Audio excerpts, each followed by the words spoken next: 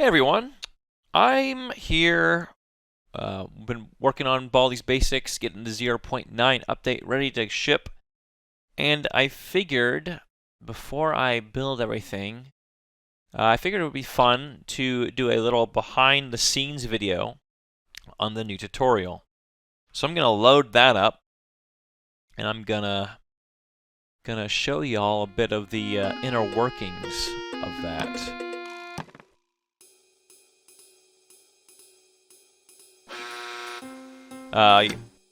You might notice a few changes as well, because I've made a few tweaks based on feedback from y'all. I'll teach you everything you'll need to know about how to play my game. So here, To move around, you'll need to use the move and look. hold on, buttons. let me get away You from can see Baldi them so on the we chalkboards don't have to behind listen me. to him. There we go. So here is a bird's eye view of the entire tutorial map. This map went through not a ton of changes. It started out as a very basic layout I drew on my whiteboard with some sticky notes, and I started there, and as I built it in the engine, I did make some tweaks as I figured out what did and didn't work quite as well. But the overall flow remained the same. You start out with the most basic of basics, and then eventually you get more into the nitty-gritty of the game's different mechanics. And you can see, of course, in this final area of the tutorial, all the characters just chill out here from the very beginning. Oh, and also I did add a third classroom to the end section because it seemed like two classrooms was just too short. So hopefully players will actually not finish the tutorial, not finish the last section before Baldi finishes counting down here. I've also removed this window here just to. I thought it was fun to have this window here, just as a little, a little foreshadowing, like, oh, this is somewhere you'll go later. But it did seem to cause a bit of potential player confusion, so I got rid of it. Spread these posters out in a way that looks a bit nicer. But okay, I'm gonna go through the tutorial, and I will mention anything interesting if I think of anything interesting. This first room is pretty simple, just teaching you how to move. Again, this is an example of a thing where 99% of players are already going to figure this out. You're used to hitting WASD, you're used to hitting or using the mouse to look. But I gotta put these here, and these posters are actually dynamic. They will change if you change your controls or if you change your control method. So, for example, if I turn on my Xbox controller, and normally it's automatic. I have a weird quirk with my computer setup that makes it so I have to assign the controller before it detects it. There we go. So now when I unpause, you can see it changes to the controls of the controller. This was a pretty neat thing to pull off. I didn't just want to put button prompts on screen. I wanted to use the chalkboards and have these change to whatever your controls were. But yeah, I turn the controller off, and then when you pause and unpause it, will revert back to whatever the current control setup is. And of course, if you change the controls, it updates. So I was very happy with how that turned out. But yeah, also these arrows. These are actually a late addition to the tutorial. I didn't initially have these. Probably didn't need to, but again, for a tutorial, I just wanted to reduce player confusion as much as possible. So I modeled these arrows. I got a little bit of help from the Animator Community Discord. So thank you all for that. I initially tried just drawing it out with splines because I had forgotten box modeling was a thing, and that was way better suited for these arrows. So Happy with how that turned out. And of course, every section of the tutorial has a little tip. Again, I didn't just want to teach controls. I wanted to try to teach as much as I could, really, without overwhelming players. So Baldi will teach you something very important to the game, and then these other signs here will teach you something maybe you don't need to know, but something that's helpful to know. Oh, some of you also, of course, noticed that the conveyor belt is technically back here. This is not what I meant when I said conveyor belts will be returning with something really big and game-changing. This is just here because I needed a way to teach running. And obviously the conveyor belt is a good way to force players to have to run. Here's where Baldi teaches how to interact with things and noise. Initially, this hallway wasn't actually here. This just went straight into this classroom. But what was happening, I found while testing, was that players would click on the door, and then you'd walk into the next room before Baldi could explain his hearing mechanics. So by adding this little hall here, it gives players a chance to realize that Baldi has something else to say about the noise they just made. And not much to say about this room. You grab a notebook. This room, you grab a notebook from the math machine. This room, it gets a little bit more complicated because it teaches players how to use items, and you gotta use two of them. This one presented a few programming challenges. Nothing too complex, but whenever I'm programming anything specific to a specific mode or a specific level, such as programming it so that the quarter, when you use the quarter on the vending machine, it triggers more dialogue. That sort of very specific code can be a little messy because I'm typically not trying to make sure that that code is necessarily good. But I also don't want to modify the code of existing objects just for this tutorial, right? I didn't want to modify the code of the BSODA machine to just for this tutorial. Initially, I had it so that the tutorial game manager would just read the player's inventory and check to see if they got a BSODA, and if they did, it would trigger Baldi's dialogue telling you to spray them. But some of you all found a bug where you could stick a BSODA in the storage locker here, and then grab it again, and it would repeat the dialogue. So I ended up scrapping that method, and I just created a special. Can I click on this? Yeah. I ended up creating a special quarter tutorial item. So this is not a normal quarter. It looks like one in game, but it is actually a special version with a different script that specifically triggers the tutorial game manager function for Baldi's dialogue. This room, so this initially started out very different. I didn't initially have the maze. It was just literally going to be 3 hallways. One of them had the button, and it was just to teach buttons. But I eventually realized that there's a much better opportunity here to teach the map, because in my initial draft of the tutorial, the map was not actually taught in this section. There was just going to be some additional tutorial Baldis in here that would give you some, extra little tidbits about how to play the game, and I had the map relegated to that. But I realized the map is pretty dang important, and buttons, buttons are pretty obvious. There's no reason to just teach buttons. So turning this into a little maze made a lot of sense, and it gives players an opportunity to use the map. This was also initially very different. Initially, the idea was not to have Johnny's store here. I just had a few different rooms with items in them, and you could pick them up, and you could use one of the items to pass this conveyor belt. But again, it was the sort of thing where after I had tested that out a little bit, I realized there was an opportunity to teach the store. because the tutorial also did not really teach the purpose of the U-Thought points. So I'm glad this turned out as well as it did.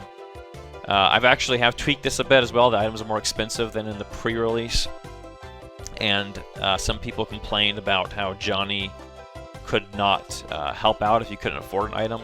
I had initially disabled that because it was possible to use the 25 YTPs from here to grab an item for, because there's only 100 each.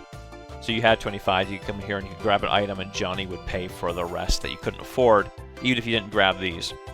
So initially, to enforce players to pick these up, I had disabled Johnny being able to do that, but since people said it was a bit confusing because the sign mentions that mechanic, I changed it a little bit. So now you have to grab these because they're more expensive, but Johnny will also help you if you don't quite have enough YTPs for an item. Some people have also noticed that all these items that show up in the store can be used to get across this conveyor belt. One of the little extra tidbit I'll add is this button here. It's not there randomly. There is a reason this button exists. It's just not in the game yet, so make of that what you will. This section was also very different. It was actually probably the hardest part for me to figure out. Initially, it was a open area, about the same size as this one.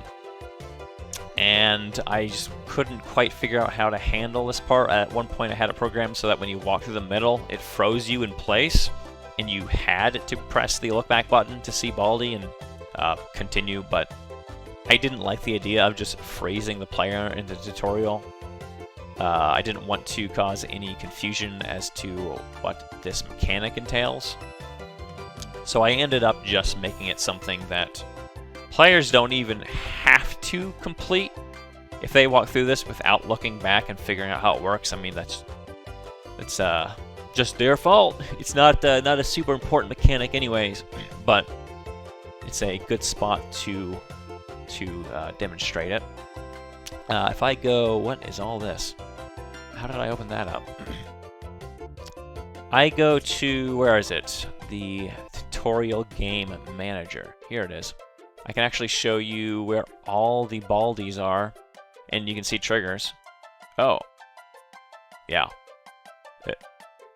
Why is it?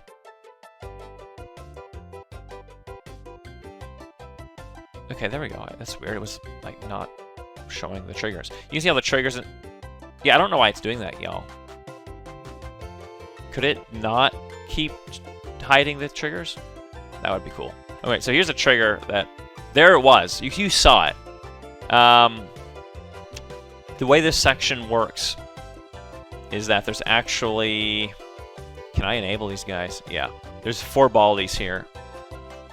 And when you look back, whichever one is both in your sight and closest will show up. Except if you're like right on top of one of them, that one won't be used. So if you're standing here and you look back this way, this one will show up. If you're standing here and you're looking back this way, this one will show up. So it's pretty foolproof. I haven't seen any issues crop up regarding this part of the tutorial. I did get one bug report, but I couldn't figure it out. These things will not show up until you hit this trigger that likes to disappear, and until you press the look back button. It's hard-coded for these things to not show up until you press and hold and see one of these with the look back button. Then this is the part where Baldi teaches about character mechanics. You're pretty self-explanatory. You have a few different ways to break rules here. There's B-Sodas in here. If you want to use a B-Soda, you can just run. You can go in here. And then that's when Principal sends you to the final area. And this... this is fun. This is just a little taste of the full game. Baldi will not end your game here, so you don't have to worry about losing during the tutorial. Let's see, what else can I show? Oh, here's a neat little thing. So all the decorations here are actually not placed by hand. To help with developing pre-made maps, I made it possible for certain structure builders, such as the ones that populate halls with things like lockers and water fountains and plants. I have now set those up so that they can run and generate stuff in pre-made maps.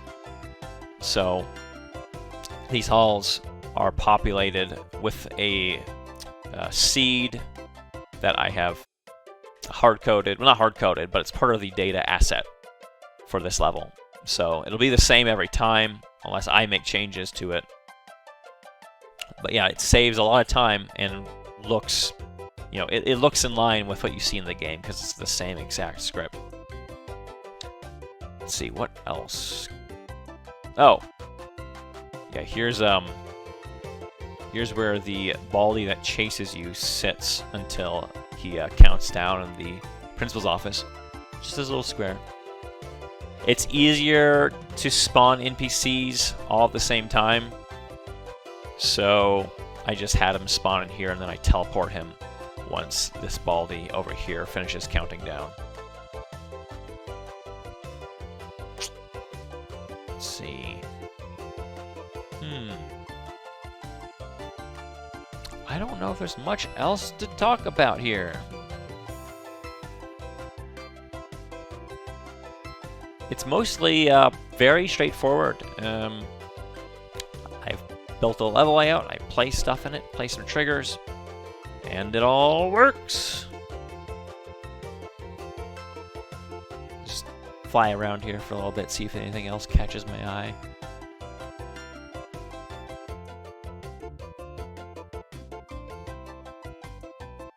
One thing that's nice about the way the pre-made levels are set up currently is that I can load room assets into them. So all of these classrooms and faculty rooms right here at the end in the principal's office, these are the same exact assets that are used to load these rooms in the randomly generated levels. The playground is the only handmade room in this final area. It's a very small version of the playground.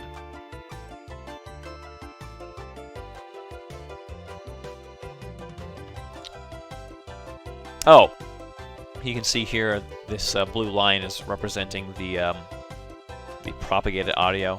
Since I had these in the tutorial, I figured it would be a good time to fix the issue where these sorts of volumetric sound sources did not propagate properly.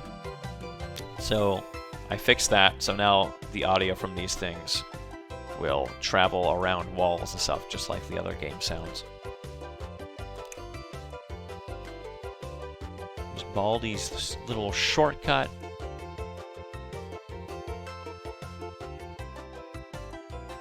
I think this was a last minute addition. I think initially I just planned on having players go back through, but just putting it in here as a quick way to get players back in front of the door. I didn't want to force players to have to use the map. This is just the reason this maze is so easy is just because it's not meant to be hard. It's not meant to be something that forces players to use the map. It's just here to make them know there is a map. Let's see, YTPs. These all respawn, so you can, you can't soft lock yourself. That was one thing I did have to pay attention to while designing this, is to make sure players couldn't soft lock anything. That's why the corridors and respawn. This soda machine doesn't go out of stock. I think it has. Yeah, it has. I just punched 1024. You can use this soda machine 1,024 times before it goes out of stock. So if any player soft locks themselves in the tutorial because of that, that's obviously not going to be accidental. So it's not something that needs to be worried about. I think that's pretty much it. I can't think of much else to talk about or ramble about. Yeah. I think this does a good job. teaching players how to play. Hopefully, people will now have an opportunity to learn some of the basics of the game, such as how to use items, how to use the map, because I've seen a lot of people play the game without realizing any of that stuff exists, and that is entirely my fault for not teaching players those mechanics. So, yeah, here's hoping. This is, whee!